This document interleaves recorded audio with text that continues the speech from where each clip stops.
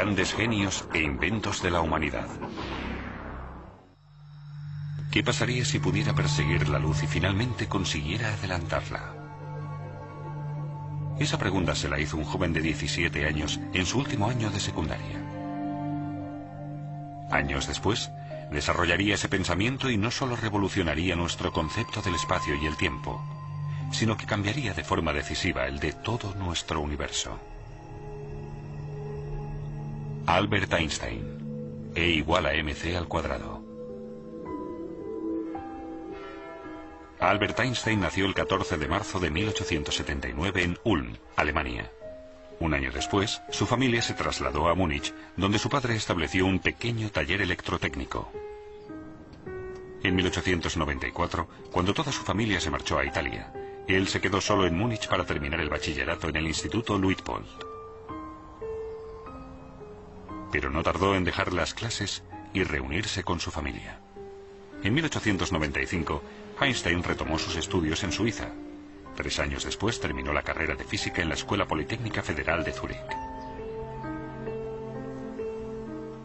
Tras una larga temporada sin encontrar trabajo, a principios del año 1902, consigue finalmente un puesto de técnico asistente en la Oficina Federal de Patentes de Berna. Ese trabajo le permite, de forma paralela, analizar numerosas cuestiones teóricas sobre física. No pasó mucho tiempo hasta que se reconociera el talento de Einstein. Su primera incursión la hizo en 1905, cuando publicó en los Anales de la Física su artículo sobre la electrodinámica de los cuerpos en movimiento, en el que explicaba el efecto fotoeléctrico. Por esa teoría cuántica recibió en el año 1921 el Premio Nobel de Física. En ese mismo artículo formuló su teoría de la relatividad especial. Esa teoría nació con los análisis que había realizado Einstein sobre la velocidad de la luz. Su planteamiento era muy sencillo. Si nos fuera posible movernos a la velocidad de la luz, podríamos viajar de forma paralela a una onda luminosa, de forma que la luz estaría permanentemente a nuestro lado y la veríamos en reposo. Por tanto, se pueden hacer afirmaciones sobre el movimiento de un cuerpo, si dicho movimiento se observa desde una posición concreta. Todos conocemos ejemplos de ello. ¿Quién se mueve? ¿Nosotros? ¿O el tren en dirección contraria?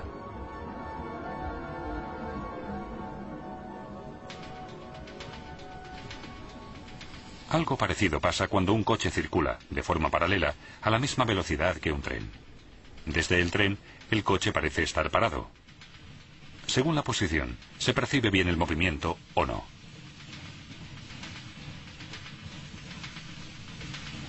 Cuando un pasajero avanza hacia el principio de un tren, desde los ojos de un observador de fuera se suman las velocidades del tren y del pasajero. Si 2 personas van a la misma velocidad y una sube a una cinta transportadora, se suman las velocidades de la persona y la cinta transportadora. Esto se denomina teorema de adición, por la superposición de las velocidades. Aunque esta explicación nos pueda parecer coherente, presenta un problema con respecto a la velocidad de la luz. La luz tiene siempre la misma velocidad, 300.000 kilómetros por segundo. No se le puede ni sumar ni restar nada, independientemente del lugar de donde proceda la luz. La prueba de esta constante de la velocidad de la luz la lograron en 1887 los físicos Albert Michelson y Edgar Morley. Mostraron con un experimento práctico que la luz siempre tiene la misma velocidad. Esto llevó a Einstein a pensar que la velocidad de la luz no podía variar, independientemente del observador o del punto desde el que se observara. La constante de la velocidad de la luz no solo cambió nuestra concepción de la velocidad en sí, sino también la del espacio y el tiempo.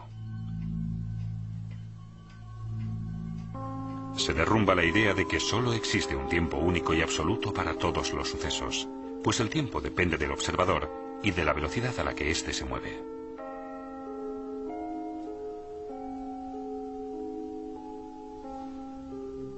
Una explicación de la teoría es la del reloj de luz. Un reloj de luz consta de 2 espejos situados uno enfrente del otro. Una partícula de luz, denominada fotón, se mueve de un espejo al otro a la velocidad de la luz. Cuando el fotón choca con el espejo, recibe un impulso, gracias al que podemos medir el tiempo.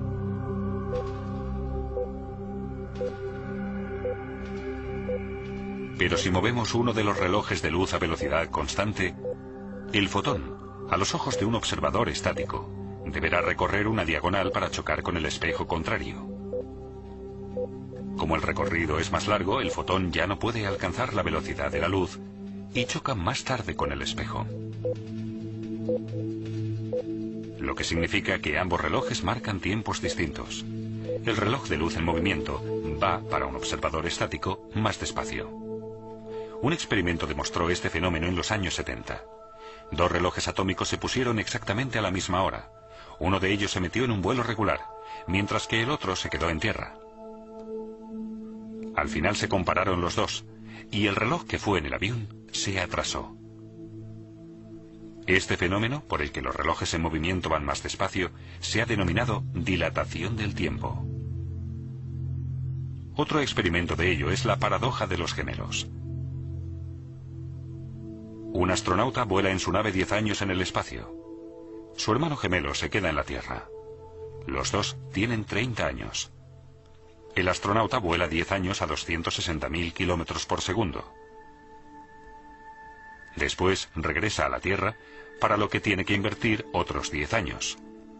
Cuando regresa tiene 50 años de edad. Sin embargo, al llegar comprueba que su hermano ha envejecido un total de 40 años y en la fecha de su regreso ha cumplido ya 70 años. Pero los viajes a la velocidad de la luz no son una fuente de juventud. Cuando el astronauta regresa a la Tierra, comprueba que ha envejecido a la mitad de velocidad, pero durante su viaje también ha vivido la mitad. Ha comido, bebido, pensado y dormido la mitad. En 1959 se demostró, mediante un experimento sobre la aceleración de las partículas realizado con muones en el Centro Europeo de Investigación Nuclear en Suiza, que esos sucesos no solo se dan en un ámbito científico, sino en la vida real. Los muones son partículas de la familia de los electrones. La particularidad que tienen es su corta vida. Solo 10 microsegundos después de formarse se vuelven a dividir. El experimento demostró que si los muones se aceleraban hasta casi la velocidad de la luz, viven 3 veces más. Con la aceleración, su reloj interno se ralentiza realmente con respecto a los muones estáticos.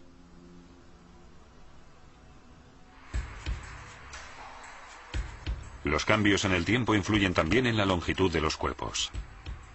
Las longitudes, en movimiento, son más cortas. ¿Una prueba? Calculamos la longitud de este tren, que circula a una velocidad regular, multiplicando su velocidad por el tiempo que invierte. Pero a causa del movimiento del tren, el tiempo pasa más despacio. El objeto nos parece más corto cuando está en movimiento que cuando está en reposo.